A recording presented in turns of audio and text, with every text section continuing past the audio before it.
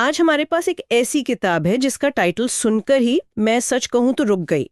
इसका नाम है bar to Brahman, from spirit to spirituality. मैं सोचने लगी, बार और ब्रह्मन, हाँ, मतलब दो एकदम अलग अलग दुनियाएं। बिल्कुल, एक तरफ शराब, दूसरी तरफ अध्यात्म। मुझे लगा कि शायद ये कोई मजाक है, कोई व्यंग्य होगा। पहली नजर में तो ऐसे ही लगता है, जैसे किसी ने दो बिल्कुल उल्टी चीजों को जबरदस्ती एक साथ रख दिया हो। हाँ, लेकिन फिर मैंने इसकी पहली लाइन पढ़ी।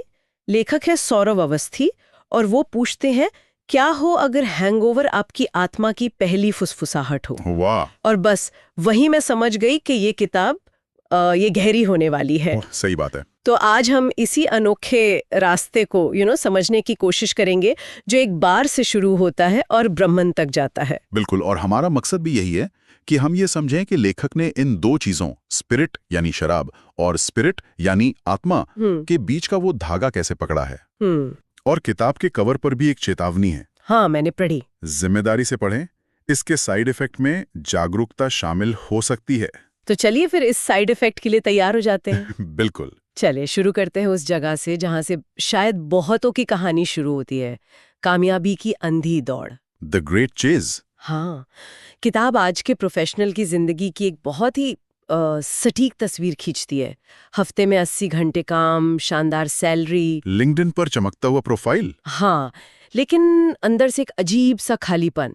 लेखक ने इसके लिए कमाल का शब्द इस्तेमाल किया है, high functioning emptiness. High functioning emptiness, ये शब्द ही अपने आप में बहुत कुछ कह जाता है ना? ये उस इंसान की कहानी है जो बाहर से देखने पर सब कुछ बिल्कुल सही कर रहा है, पर अंदर ही अंदर उसे पता है कि कुछ तो गड़बड़ है। और यहीं पर किताब सोल केपीआई का कॉन्सेप्ट सामने रखती है। Sole KPI? हाँ, मतलब कॉर्पोरेट दुनिया में हमारे पास हर चीज के केपीआई होते हैं, की परफॉर्मेंस इंडिकेटर। सेल्स कितनी हुई, मुनाफा कितना बढ़ा। हाँ, हर चीज को नापने का एक पैमाना होता है। बिल्कुल, पर किताब पूछती है कि आपकी आत्मा के केपीआई क्या है। अच्छा। आपके मन की शांति का स्कोर क्या है। अच्छा। आपकी भावनात्मक मौजूदगी का ग्राफ कैसा चल रहा है। हम सफलता के उन पैमानों पर दौड़ रहे हैं जो शायद किसी और ने बनाए हैं। किताब में एक सवाल है जो सोचने पर मजबूर कर देता है। कौन सा? आपने हर खाने में टिक तो लगा दिया, पर क्या कभी ये सोचा कि ये खाने बनाए किसने थे। सही बात है। और शायद ये खाने हमारे सबसे बड़े बॉस ने बनाए हैं। कौन? हमारा अहंकार, हमारा ईगो। अच्छा, हाँ। किताब कहती है कि हम किसी कंपनी के लिए नहीं, हम असल में अपने ईगो के लिए काम करते हैं। इस ईगो का एक मैनिफेस्टो है जिसके 3 हिस्से हैं। पहला, मैं वो हूं जो मैं करता हूं, मेरी पहचान मेरा काम है। बिल्कुल। दूसरा, मेरे पास जो है मैं वही हूं, मतलब मेरी गाड़ी, मेरा घर, मेरा बैंक बैलेंस। और तीसरा, जो शायद आज के दौर में सबसे खतरनाक है, दूसरे मेरे बारे में जो सोचते हैं मैं वो हूं। उफ, ये तीसरा वाला तो सोशल मीडिया के जमाने का जैसे मूल मंत्र ही बन गया है। हाँ, लिंक्डइन एनलाइटनमेंट। हम दूसरों को दिखाने के लिए जी रहे हैं, लेकिन इस ईगो की एक दिक्कत है। क्या? ये कभी भरता नहीं, इसकी भूख कभी खत्म ही नहीं होती। हाँ, ये तो है। यही इसका सबसे बड़ा जाल है। आप एक मंजिल पर पहुंचते हैं और वो अगली मंजिल की ओर इशारा कर देता है। और जब इस दौड़ से थककर इंसान अध्यात्म की तरफ मुड़ता है, तो भी खेल नहीं बदलता। मतलब? ईगो बस कपड़े बदल लेता है। लेखक इसे कहते हैं स्पिरिचुअल रीब्रांड। Spiritual rebrand? हाँ, अब आप सूट की जगह भगवा पहनने लगते हैं, कॉर्पोरेट मीटिंग्स की जगह सत्संग में जाने लगते हैं, लेकिन दौड़ वही रहती है। मतलब अब शांति नहीं, आध्यात्मिक श्रेष्ठता चाहिए कि मैं तुमसे ज्यादा शांत हूं, तुमसे बड़ा योगी हूं। बिल्कुल। अब अहंकार सीईओ से गुरु का चोला पहन लेता है। दौड़ वही है, बस रेस ट्रैक बदल गया है। और शायद इसी थकान के बाद लोग उस जगह पहुंचते हैं जहां से हमारी किताब का टाइटल आता है, बार। ये किताब का सबसे हैरान करने वाला और मजेदार हिस्सा है। लेखक शराब को ईश्वर तक पहुंचने का पहला गेटवे ड्रग कहते हैं। हाँ, ये सुनकर किसी को भी झटका लग सकता है, बहुत भड़काऊ लगता है सुनने में। बिल्कुल। लेकिन इसके पीछे का तर्क बहुत गहरा है। लेखक कहते हैं कि सोचिए, जब कोई इंसान 2-3 ड्रिंक लेता है तो क्या होता है। उसके फिल्टर हटने लगते हैं। हाँ, वो ये सोचना बंद कर देता है कि लोग क्या कहेंगे। उसका डर, उसकी चिंताएं, वो सब थोड़ी देर के लिए शांत हो जाती हैं। और उसका असली बेपरवाह स्व बाहर आ जाता है। वो खुलकर नाचता है, गाता है, दिल की बात कहता है। हाँ, लेखक इसे नशे में हुआ जागरण कहते हैं। मतलब एक छोटी सी झलक कि अगर हमारा अहंकार हम पर हावी ना हो तो हम कैसे हो सकते हैं। और इसके पीछे सिर्फ फिलॉसफी नहीं, विज्ञान भी है। किताब में बूज ब्रेन पैराडॉक्स को समझाया गया है। अच्छा, वो क्या है? बहुत दिलचस्प है। जब हम शराब पीते हैं तो हमारे दिमाग में कुछ खास केमिकल रिलीज होते हैं, जैसे डोपामीन, सेरोटोनिन और खास तौर पे गाबा। गाबा? जी बा, ये हमारे नर्वस सिस्टम को शांत करता है, चिंता कम करता है। ओके, तो शराब दिमाग को शांत करती है। हाँ, अब मजेदार बात यह है कि जब कोई ध्यान करता है या गहरी साधना करता है तो दिमाग में वही केमिकल्स प्राकृतिक रूप से पैदा होते हैं। बिल्कुल, डोपामीन, सेरोटोनिन, गाबा, दोनों रास्तों से दिमाग एक जैसी शांति की अवस्था में पहुंचता है। फर्क सिर्फ असर का है। तो फर्क क्या है? किताब इसे बहुत खूबसूरती से कहती है, शराब से मिली राहत उधार की होती है, जिसे अगले दिन हैंगओवर के रूप में चुकाना पड़ता है, ब्याज समेत। जबकि ध्यान से पाया गया सुकून आपकी अपनी कमाई है, जो आपके साथ रहती है। किताब में एक लाइन है जो इस फर्क को हमेशा के लिए याद करा देगी। कौन सी? ध्यान आपको 20 मिनट में हाई कर देता है, शराब 3 शॉट में। बस एक ही है जो आपको आपके पासवर्ड याद रखने देता है। बिल्कुल। तो मुद्दा ये नहीं है कि शराब कोई ज्ञान देती है, वो सिर्फ आपके अहंकार को कुछ देर के लिए बेहोश कर देती है। सुला देती है। हाँ, और उस खामोशी में आपका असली स्व बाहर झांकने लगता है। ये मंजिल नहीं, बस मंजिल की एक धुंधली सी झलक है। तो ये तो हुआ बार का पहलू।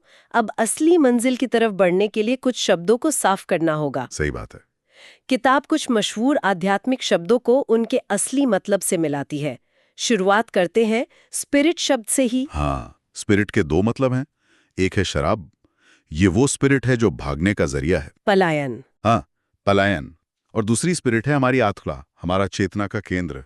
ये हमारी असली मंजिल है, जहां ठहराव है। तो एक स्पिरिट है भागना और दूसरी है घर वापसी। और दूसरा शब्द है स्पिरिचुअलिटी, यानी अध्यात्म। आजकल तो ये एक फैशन जैसा बन गया है। बिल्कुल, और किताब इसी पर रोशनी डालती है।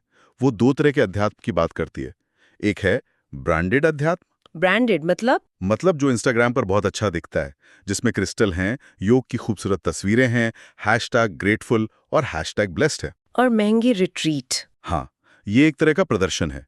और दूसरा है असली अध्यात्म। वो कैसा है? वो बहुत साधारण है, निजी है और अक्सर बोरिंग भी। बोरिंग? हाँ, जैसे जब मन में बेचैनी हो तो उसके साथ बस चुपचाप बैठना, बिना किसी दिखावे के सच बोलना, या फिर पूरी जागरूकता से सिर्फ बर्तन धोना।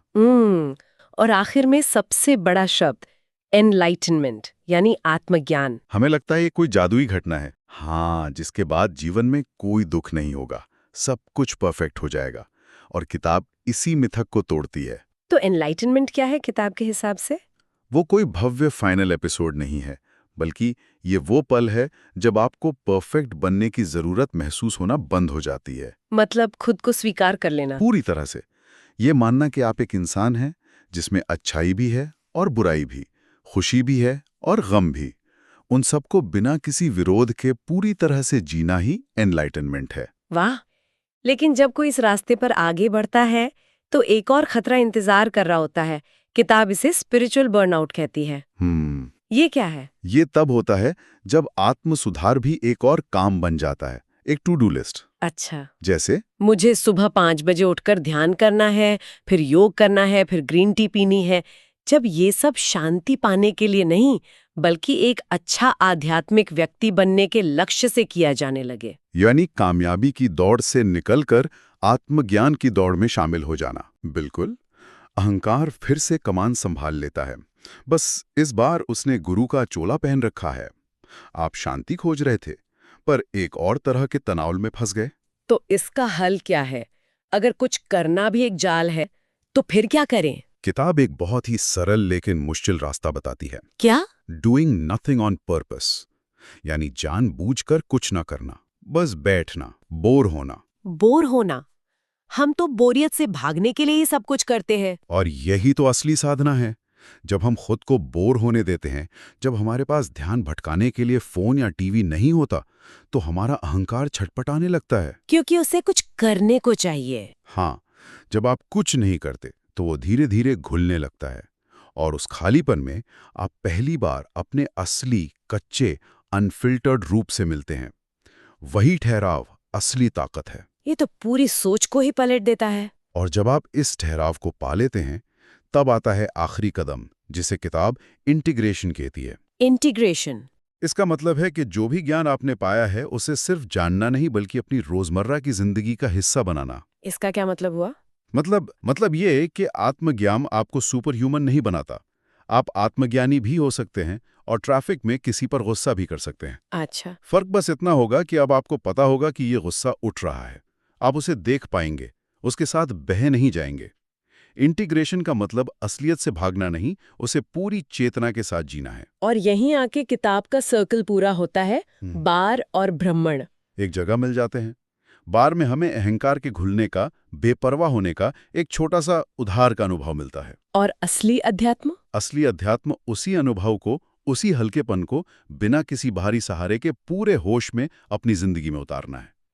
लेखक यहाँ सूफी कव्वाली ये जो हल्का हल्का सुरूर है का जिक्र करते हैं। वो कहते हैं कि असली सुरूर किसी पदार्थ का नहीं, बल्कि दिव्यता की एक नजर का है, खुद की मौजूदगी का है। तो बार टू ब्राह्मण का ये सफर भागने की कोशिश से शुरू होता है और खुद में ठहर जाने पर खत्म होता है। बिल्कुल। ये उस एहसास के बारे में है कि जो आज़ादी हमें नशे में एक पल के लिए महसूस होती है, वो कोई बाहरी चीज नहीं है। वो असल में हमारा स्वाभाविक रूप है, जिसे हमने पहचानों और उम्मीदों के बोझ तले कहीं दबा दिया है। बिल्कुल। ये किताब उन लोगों के लिए एक बहुत जरूरी आईना है जो इस मॉडर्न दौर में खुद को थका हुआ और खोया हुआ महसूस करते हैं। ये उन्हें जज नहीं करती, बल्कि उनकी ही दुनिया के उदाहरणों से जोड़कर एक गहरा रास्ता दिखाती है। हाँ, ये कहती है कि आपको कहीं और जाने की जरूरत नहीं है, जवाब आपके अंदर ही है, बस थोड़ी देर ठहरने की हिम्मत चाहिए। जाते जाते एक दिलचस्प ख्याल छोड़ जाते हैं जो किताब के एक बोनस चैप्टर से है। लेखक ने बड़े मजेदार तरीके से अलग अलग ड्रिंक्स का संबंध ज्योतिष के ग्रहों से जोड़ा है। हाँ, ये बहुत रोचक है। जैसे विस्की का संबंध बृहस्पति से बताया गया है, जो ज्ञान और गुरु का ग्रह है। अच्छा। वोडका को चंद्रमा से जोड़ा गया है, जो भावनाओं और मन का प्रतीक है। और सबसे मजेदार, टकीला का संबंध केतु से है। केतु से? हाँ, वो ग्रह जो अहंकार को भंग करता है और मोक्ष का कारक माना जाता है। तो अगली बार कोई टकीला शॉट ले तो शायद वो मोक्ष की ओर एक कदम बढ़ा रहा हो। शायद। लेकिन सोचने वाली बात यह है कि खुद से भागने के लिए हमारे जो पसंदीदा तरीके हैं, चाहे वो शराब हो, शॉपिंग हो या लगातार काम, हाँ, क्या वे सिर्फ हमारी आदतें हैं, या फिर जैसा ये किताब इशारा करती है, वे किसी गहरी ब्रह्मांडीय प्यास की ओर संकेत कर रहे हैं जो हमारी आत्मा असल में महसूस कर रही है। और अगर ऐसा है, तो क्या हम उस प्यास को सही स्रोत से बुझाने के लिए तैयार हैं?